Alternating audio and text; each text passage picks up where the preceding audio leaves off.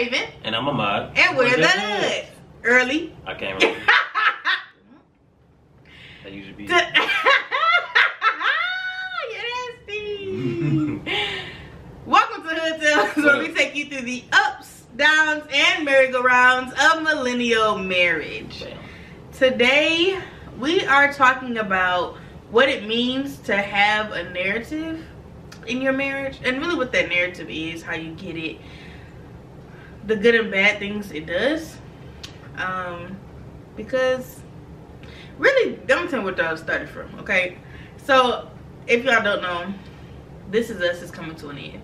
Boo-hoo, sad, very sad about it. Love the show. Such a great show. Yes. And so I wanted to kind of do a lessons that Beth and Randall teach us, but I think the best lesson that they taught us was the narrative, to me. Touche. Like, if I had to pick one lesson, that's definitely the best one that they've taught. I think if I had to pick one lesson, that was gonna be it. So this is kind of a lesson we learned from Beth and Randall, but specifically how having an inner narrative changes or can shape your marriage, or your view of your marriage. I'll put it like that to you. So we all see life from our own perspectives, of course, because we're all our own individuals and whatnot. Right. But that narrative that you can create can be positive and or negative, based upon what is happening. You know what I'm saying? Whatever you all are currently going through, focusing on, seeing all the big things. Okay. So most of the times when you're talking about a narrative, it is because it is painting it out for your partner to be the bad guy, which is very easy to do, because that is the closest cohabitant relationship that you're in. So like, very easy to do, very common, not unusual. So the question becomes, how does this happen? So I think this happens by small disagreements becoming painful impasses. Because it becomes something super small, and it can lead to the other one having, it can lead to the other one having their feelings hurt. And I think the best example of this is, that was yesterday? That was, yes. Okay, so last night, I took this thyroid sensitivity test, which, you know, besides the point here. But I was talking to Ahmaad, and I was like, I'm pretty sure I feel like I have a thyroid issue. I'm pretty sure I have hypothyroidism. Right. And so I was telling him about it, and like, because I've been like Googling, researching, you know, doing other things, hence why I took the test. And he was like, only women have thyroids? Hey. And I said, at first I thought he didn't hear me because he was a little far away. So at first, you know, I was in the bed. So like, I didn't know if he really heard me. And so I was like, what? And he was like, do only women have thyroids? And I was like, no. Like that. And I was like, I think you're thinking of fibroids, which you were. Yeah. And I was like, no, like, we all have a thyroid. Like, it's not like that. I could have, baby. I don't know. It was funny, like, we joked about it, but because I was like, no, my simple response could have led to you feeling like, I feel like you're dumb, feeling like I don't think that you know anything, like, what kind of idiot doesn't know that they're, like, you know what I'm saying? Like, of course that was not my reaction, nor do I feel that way, but that simple, small little, like, misunderstanding could have had his feelings hurt. Mm-hmm. So now the narrative could be, she thinks I'm stupid, she thinks I'm dumb, like, you think I'm inadequate, you think I don't know nothing. Like, it can truly be that narrative just that fast. And you just continuously tell yourself that. Or you start to see it in other actions. Yep. Because you told yourself that that's the case. So now everything or anything really, you know, you can find little pieces of that. Oh. To fit your narrative. Oh, yes. I forgot to put the fish's water in the little bowl. You showed up. I was so irritated. Now you upset. You know, she think I'm stupid again. No, but it really could have been just that simple. It really could have been just that simple. Or even vice versa. Like, I could have felt like you can't never do the things that you say you do. That could have been my narrative, because you said that you were going to put this water out for the fish. Right. But you didn't. You know what I'm saying? Like, it could have just been that, which I didn't feel like that. I was just annoyed that you didn't do it. But it still could have been that immediately. So Beth and Randall have a really big fight in season 3, episode 17. A blow up short. And if you know the show, you know exactly what I'm talking about. This is the season finale of season 3, and left everybody thinking that they was gonna get a divorce in season 4. Okay, so essentially this fight is all about the narrative that they both have. Okay, so to set the scene in case you do not watch This Is Us, what's happening here is Beth and Randall at this point have been together for the past 20 years. And he has now decided that he is going to run for city councilman and wins, I believe, at this point, in Philadelphia. They currently lived in New Jersey, I believe. Yeah, I think they lived in New Jersey. And so they were essentially discussing and going back and forth about moving to Philly. Also at this time, Beth has fallen back in love with her first love, which is dance. She's starting to teach these ballet students dance, and is like really finding herself again after being a wife and a mother for the past 20 years. So they're at like impasse for that. So they have this giant blow up over, I think it was like either like a ball or like a government ball. Yeah, it was something like that, in which she essentially needs to just show up and be the supportive wife. And I'm gonna read to you what she said, because I literally, it was so good. So good. Okay, so this is what she says in argument. I'm not no actress, because they was acting in this scene. Okay, but Beth says, we made a promise to one another to never get lost in each other, and I have broke that promise, and you let me. Our lives don't work unless I'm doing the bending. Listen, that there, I feel like that's the plight of a lot of women. I feel like it's the plight of a lot of women. And you and I had this conversation. It can also be the man as well. I feel like it's the plight. It's definitely the plight of a lot of women. But when it's the plight of a lot of men, it's not something that's talked about, because men don't usually voice that. Most men are not pushovers either, in the same way that women are to their husbands. Touche. And I think that that's part of it. And so, you know, Beth essentially was like, our relationship doesn't work unless I am doing what you need me to do to make you happy. And not just like make you happy, but like follow along and go along with your life plan, point blank, period. And so she is tired at this point. Sick. And it does not mean that her narrative is wrong. No. But this is her point. Oh, but that dear Randall, Sterling K. Brown. Ooh. He comes back and says, I'm not going along with this revisionist history. In what universe have I been steamrolling you for the last 20 years?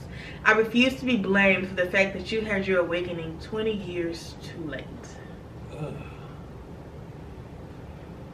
Ouch. They go on to fight.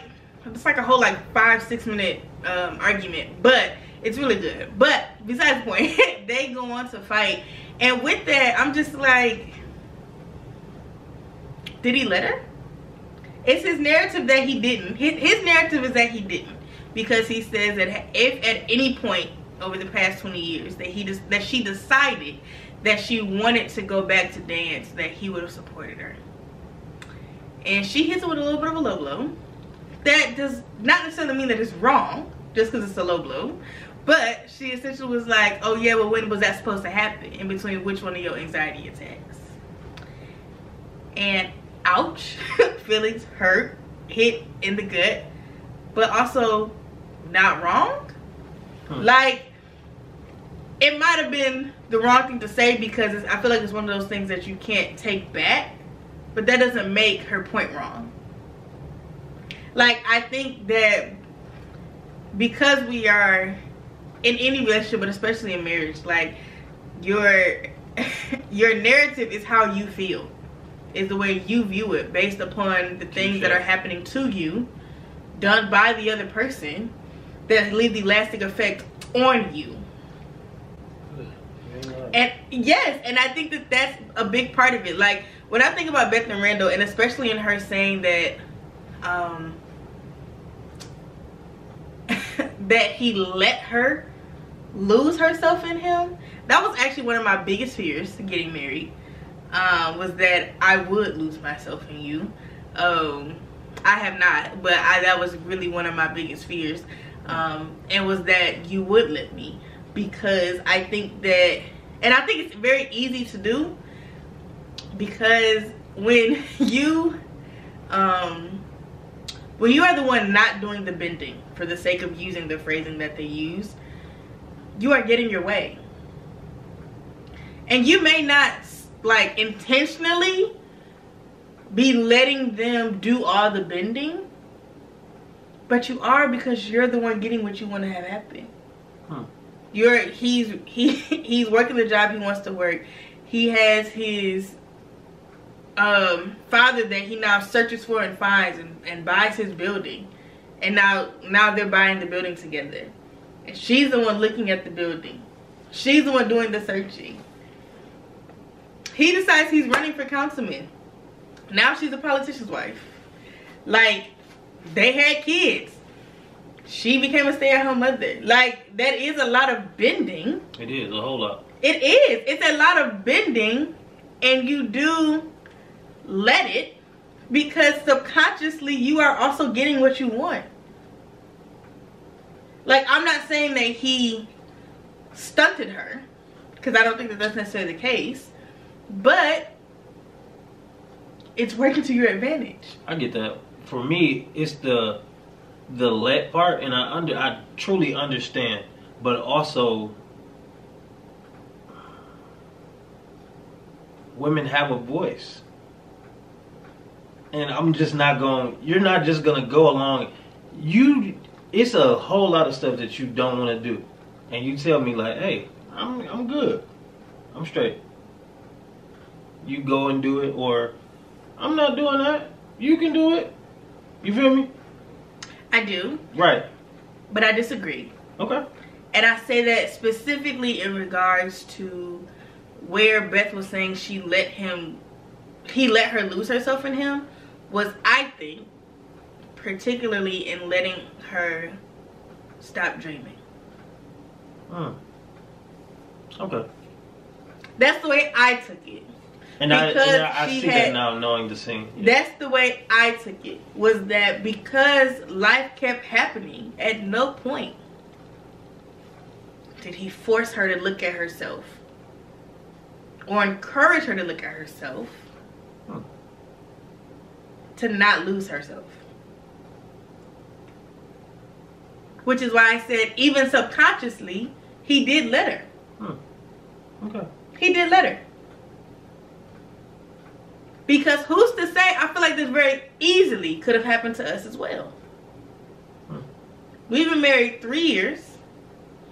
Let's say I had never gotten to the point to where I was now doing content, right? Where like I was dreaming of this. We wouldn't be doing it. Because it never would have happened had I not gotten there alone. Truthfully. To that idea. I would just be going to work, working my little overtime, coming home, chilling. While you are learning men's units, creating products, it being a whole thing. I feel that. You know what I'm saying? Like, I think it's very valid. Yeah. I think it's very, very valid. And I also think that plays into the kite and the string. It's true, but also the difference in that is in the fact that I have asked you on many occasions, what do you want to do? What's next? Correct. But I yes. Those questions didn't happen though, is the point. Which is why he let her. Yeah. Like, it doesn't mean that her narrative is wrong. Yeah. Even though it's negative, doesn't mean her narrative is wrong. Yeah, you're right. Because that's what happens. Facts. But also, Randall's not necessarily wrong either. Yeah. Because had she ever decided, I fully believe he would have supported her. I want to pivot and do something. Correct. Correct. Which is why we are sitting here today. Because she said, hey, I want to do this. Yeah. And what did I do? I went to buying stuff. But just in that though. Yeah. Like, I think it's very true, and I think that narrative can make you miserable. It can make you resentful, and I think resent is the hardest emotion to ever overcome, personally, because once I resent you like that, that's not something I am usually ever to come back from, me as a person, because I don't.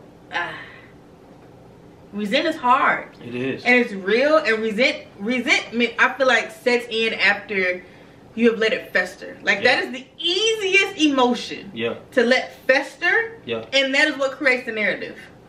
That's true. That is what creates the narrative. I wholeheartedly concur. Which is why people get divorced after being married for 30 years. And that's wild to me. It's not to me. It's not wild to me. No, it's not at all. But also, that is wild to me. But, you know. But seriously, like, I think that narrative is hard to come by. Like, it's hard to move through, is what I'm trying to say. So now my question is, when has your narrative ever told you, or what has it ever told you about me and us before?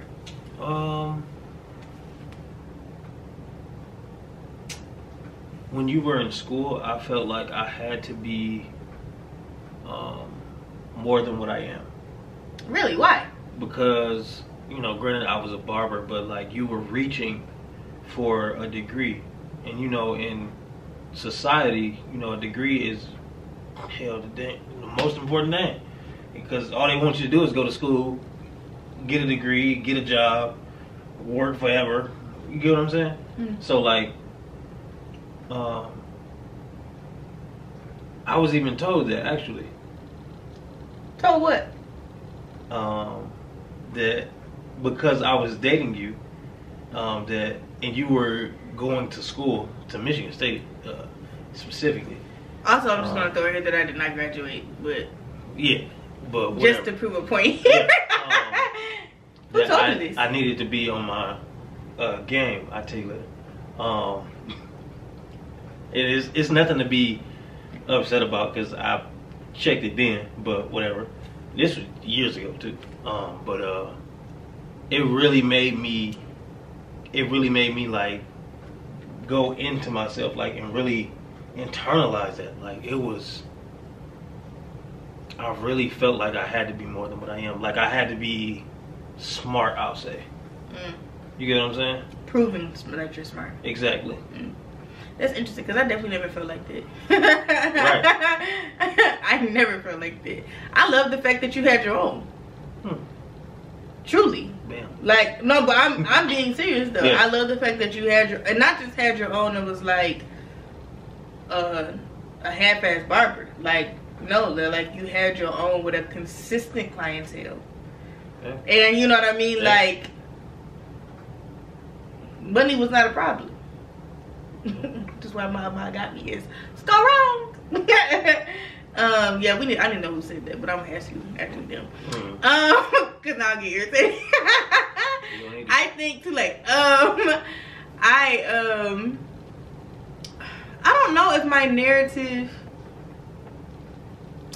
I think the one narrative that I really had to like work through was I'm trying to figure out how to phrase it, was my level of importance when it came to certain people. Am I following? Are you following me? Okay. Because we had a few instances before we got married and very early in our marriage that I felt like, depending upon who it was pertaining to, their care and protection came before mine. And it's not, I don't, of course, don't believe that's how you felt or how you feel, but narratives. So it takes one example. It takes one example to show that, or to make me feel like that, and now I'm seeing it, or even subconsciously finding instances of it in other. Because when you're looking for confirmation, you'll find it in little stuff. I don't even think if you're looking. I think your brain just reminds you. I feel. I think your brain just reminds you of that. Truly. Like, I think your brain just reminds you of that. But yeah, I think that was the biggest, like, bad narrative. Because we never focus on the good ones. That's not the ones that your brain holds on to. That's not the ones that you bring up when you're arguing. So it doesn't, that's not what happens. So mods, what advice do you have for the peoples on how to reframe their narrative? Do you remember in school when you were younger, they were like, you know, check your work. Mm-hmm. So whatever work you've done, whatever that narrative is, check it and make sure it's true. You know, is my wife, or, you know, whatever my relationship is, you know, whatever, it's my person, you know, doing this thing or this narrative that I'm telling myself? Or is this just my insecurity speaking, or my lack of whatever, you know, speaking? Like, what voice is this speaking? And is it true? Because, you know, if my wife do feel like I'm stupid and she's actually said, like, hey, you dumb, you get me? You know, like, then that's y'all gotta actually have a conversation about that. But if not, you know, check the source and figure out where it's coming from and do away with it. I like your advice. I think I think that it's definitely being aware, which is essentially what you were saying. Being aware of the other's intentions, of life situations that you all may be going through. But I also think, like, this is why everybody says communication is key, because they're not lying. Like, this is where it really comes into play, like, even with this, because for example, like the example I gave about the narrative, I flat out made it be known. Flat out made it. Now, not after the first time necessarily, because I don't think I had the words the first time. Oh, but that second time, this ain't gonna work. Hey, listen, put it on the blog. This ain't gonna work. Like, point blank, period. This is not going to work for me. And henceforth, change behavior. Because I think that until you know, because impact versus intent does not always match. And people can hurt your feelings unintentionally. Like, I don't ever set out to hurt your feelings or to make you feel stupid, you know what I'm saying, or feel dumb or feel inadequate. But that doesn't mean that I don't or can't in a certain, like, situation. And so, literally, and I know it's hard to do when you, especially when you don't have words for your feelings. But even if it's a simple, that situation rubbed me wrong, can lead the other one to therefore reflecting on whatever happened. To therefore maybe give you words, like, I don't know, like, it could, to pose questions about whatever situation you're referring to that rubbed you the wrong way, to give you words, but, like, to even just open up dialogue. And also remembering that two things can be true. That Randall could have let Beth do all the bending, and she also could have never found her voice until it was 20 years too late. Which I don't think there's such thing as a too late. I'm just quoting what he said. But both things can be true. Very much so. And that can leave you at an impasse. But I think communication is a big thing. And when also communicating, like, being mindful. Like, people argue. Like, that's not unnatural. Yeah, that's gonna happen. Yeah, it's not unnatural. People disagree. But communication is key. And trying to find words for your feelings. Hell, finding a therapist you could talk to find words for your feelings. All of the things. Honestly and truly. Do you have anything else you'd like to add?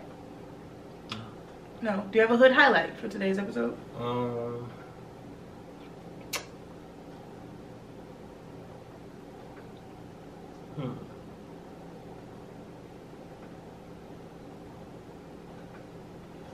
Life and death lies in the power of the tongue. So whatever you tell yourself is what you will see. And that doesn't always mean, you know, what you're telling yourself isn't true.